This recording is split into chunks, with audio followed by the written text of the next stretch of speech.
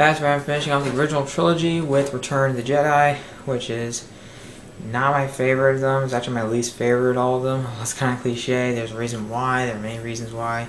It just can't. It just not only the fact that it doesn't feel as cinematic as the first one. Just the camera there for a second. Yeah, it just doesn't feel cinematic as the first two. It really, and also it was really just no longer groundbreaking. While the score is still fantastic, and of course the visuals are still top notch for that time, I still just didn't find a lot to like in this movie. I did enjoy it. I really thought it was a good ending to the trilogy. I thought it was very entertaining, but to be honest, it's the most flawed. What exactly made it kind of disappointing, I guess you could say? Mildly disappointing? Well, the Ewoks is one of them. The Ewoks are really just cartoonish, and they're kind of done almost like for merchandising purpose. Although, to be honest, that's better than Jar Jar Binks in the prequel trilogy. Oh my god. I'll rant on that for minutes on end.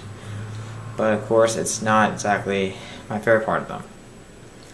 Biggest problem, and also, they're just so cartoonish, and the fact of them taking down numerous stormtroopers is beyond outlandish. But of course, at least they have a purpose for being there. But like I said, it's kind of ridiculous, because they have handmade weaponry. These stormtroopers have walkers and fucking guns that shoot lasers. Like laser bullets, I guess you could say. Yeah. And the plot to episode 6 is Luke returning from his encounter with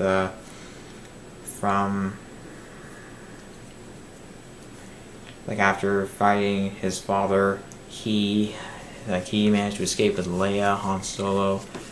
Not Han Solo. Han Solo, I forget, got encased and he was frozen. Yeah, I forgot to mention that in the last video. It's pretty sad. I gotta redo these videos once in a while. Maybe I start a new channel.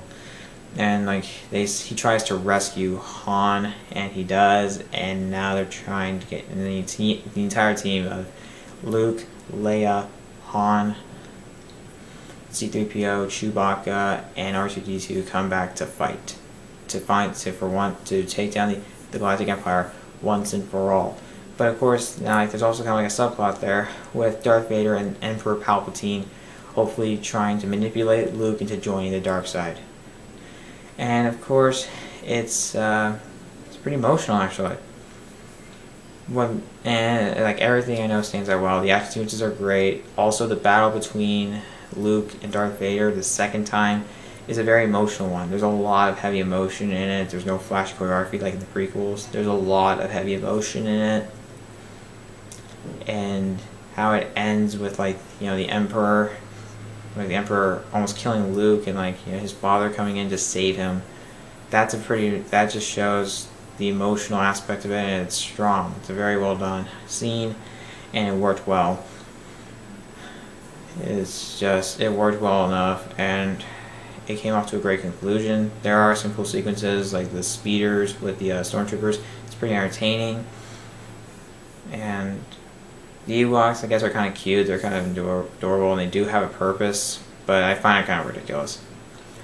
I still find there's still a lot of great humor when it comes to C-3PO and R2-D2's banter. Some of Han and Leia, not really that much, but you can see the romantic side of it. You can see their love story, really taking place, and it's well done. It's a very well done sequence, and I thought it was pretty surprising. They have a lot of great chemistry, but how can you not be surprised? And of course, this movie is directed by Richard Marquand, I believe the director that is. I don't know his previous work. It's also written by Lawrence Kasdan and George Lucas, the guy who created the trilogy to begin with. And it's not his best writing. Same for Lawrence Kasdan. It was pretty disappointing, knowing the fact that there were some cool villains in there, such as Boba Fett. Yeah, Boba Fett. He was pretty cool, though he was only in there for a brief amount of time. There are some cool action sequences, also like Jabba the Hutt gets a satisfying death. Yeah, actually, I'm spoiling this, but to be honest, I find that not surprising. That because you're expecting everything to come to a close, you have to tie up loose ends. So yeah, the visual effects are still good, and to be honest, it's just there's still that sense of fun and adventure, but yet there's also still an emotional side to the story. That's actually one of the best parts of it, and it works so well. However, to be honest, it doesn't have this. It just doesn't reach the heights of the original, of the first two films.